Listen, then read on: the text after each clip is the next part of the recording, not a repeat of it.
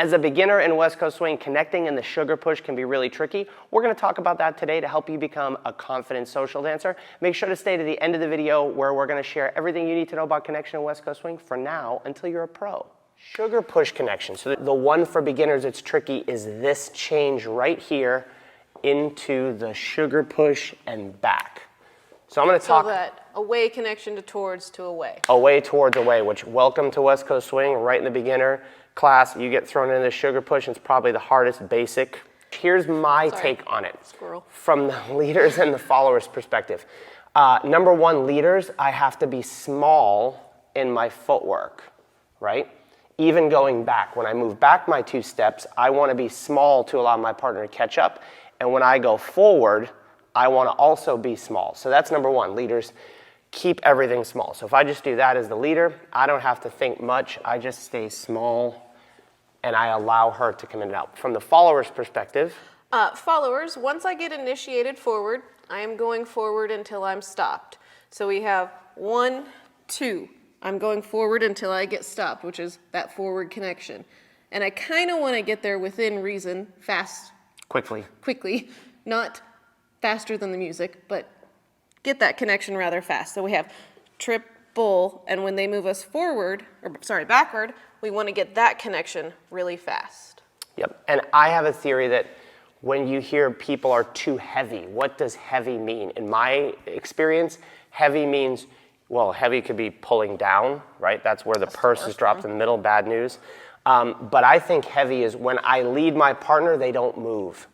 So the second, Megan feels very heavy at this point. We're very well connected, but the second we release, she's moving, right? So as the follower, you want to move, like Megan said, quickly and freely to get to those connection points. Anticipate without action. To quote the great Damon D'Amico, followers, you've been told don't anticipate. He said this great line. He says, I want you to anticipate every step you take, just don't act too quick. Meaning, Megan's going to anticipate she's going forward, but she's not going to go forward before me. And she... Oh, you want me to. Oh, see, she won't, right? But she knows that we've anchor stepped and she's going to walk forward, but she waits, and then she goes, right? So anticipate, just don't go too early. Does that make sense? Anything else on that, Miss Megan? There is actually a fun drill that I don't know that you're going to be able to see too well, but going back and forth between here and forward without a whole lot of, like, no footwork. Yeah, we covered this early. Just that, right? That action there. And then if we take that and put that in the sugar push, right, it's the same 1, thing. 2, 3, and 4, 5, and 6. And for the leaders, this happens a lot as well.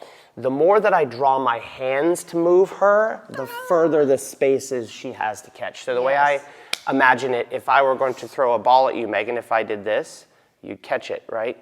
But if I threw it like this, oh, Jesus. but you would reach out ahead of you. So I want to reach out and catch Megan early so I can absorb her. Does that make sense? Rather than I pull her and then you get a lot of this, what one of my coaches called, hang on, sawing the log, right? You don't want to saw the log. All right, so now we've talked about the anchor step. One of the drills that we like for the anchor step is called the wall drill. And since I don't have a wall, I'm going to use Miss Megan. Do you want to use my? If there's a wall right here, right, and I'm in the anchor position, I want to be, I don't know, 8 inches away from that wall. You might have to test it out a little bit. Yep, if I anchor right here, there's no stretch, right? So what I want to do is anchor step. I want to roll through this foot and try to find that wall, right? I want to try to find that wall. And if there's a wall, I want to find it probably with my bum slightly first before my shoulders. I don't want to find it with my shoulders first. You can see what's happening there.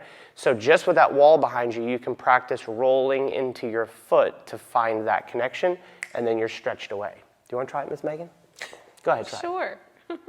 I'll be the wall. So, and then roll back to your wall. Yeah. So I knew he was going to do that. There you go. So that wall drill, we use this wall right here off camera with almost all of our beginner students. It's great. If you want to learn everything about connection in West Coast swing, including a type of connection that's not often spoken about, but a lot of high-level people use, you'll want to watch our complete guide to connection right here. And make sure you subscribe to the channel so you don't miss other cool videos like this. We'll see you on the dance floor.